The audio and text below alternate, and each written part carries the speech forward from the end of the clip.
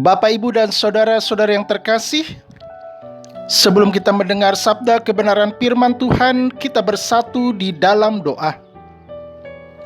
Anugerah dan damai sejahtera yang dari Allah Bapa kita dan dari anaknya Tuhan Yesus Kristus kiranya menyertai saudara-saudari sekalian.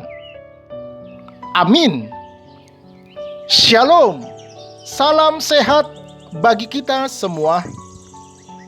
Firman Tuhan yang akan menyapa kita pada hari ini, Rabu 17 November 2021, berdasarkan Almanak HKBP, tertulis di dalam Amsal pasal 29 ayat 25. Demikianlah firman Tuhan. Takut kepada orang mendatangkan jerat, tetapi siapa percaya kepada Tuhan dilindungi. Biar mida jolma mambahen jorgong, alai manangise na marhaposan tu Jehovah, gabe timbul sogot. Yang berbahagia adalah mereka yang mendengar firman Allah dan yang memeliharanya. Amin. Bapak, Ibu, dan saudara-saudara yang terkasih di dalam Kristus Yesus, kita mungkin pernah mendengar seseorang dibunuh oleh hewan peliharaannya sendiri. Dalam hal ini, anjing peliharaan. Salah satu contoh adalah apa yang pernah terjadi di penghujung tahun 2017 di Amerika Serikat. Seorang yang bernama Virginia Bethany Lynn Stephens habis dikoyak-koyak anjing peliharaannya. Sangat mengerikan sekali. Anjing yang terkenal sangat setia kepada majikannya justru menghabisi majikannya sendiri. Saya rasa anjing lebih setia ketimbang manusia. Ini contoh saja bagi kita agar kita jangan pernah mau bergantung pada siapa saja, termasuk manusia. Bergantunglah dan berserahlah hanya kepada Allah. Saudara-saudara, dikatakan dalam nats kita, takut kepada orang mendatangkan jerat. Ketakutan yang dimaksud bisa berarti sikap bergantung kepada orang itu. Takut karena dia mempunyai kelebihan yang karenanya kita dapat bergantung. Atau takut oleh karena dia menjadi ancaman dalam hidup kita.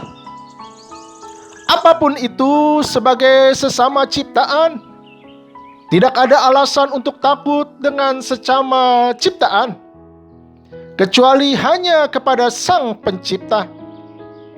Percayalah hanya kepada Allah, Sang Pencipta. Tidak ada yang mustahil di dalam Tuhan.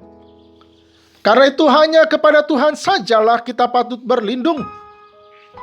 Terlebih-lebih di tengah-tengah ancaman pandemi jilid ketiga yang diprediksikan sudah ada di depan mata. Logikanya, pandemi jilid ketiga ini akan lebih banyak memakan korban kalau itu terjadi. Semoga tidak pernah terjadi. Mengapa banyak memakan korban? Karena tidak sedikit yang sudah jenuh dan jemu dengan semuanya. Yang kedua, bisa jadi situasi yang sedang normal ini membuat kita terlena dan akhirnya kita gampang terkontaminasi atau terpapar.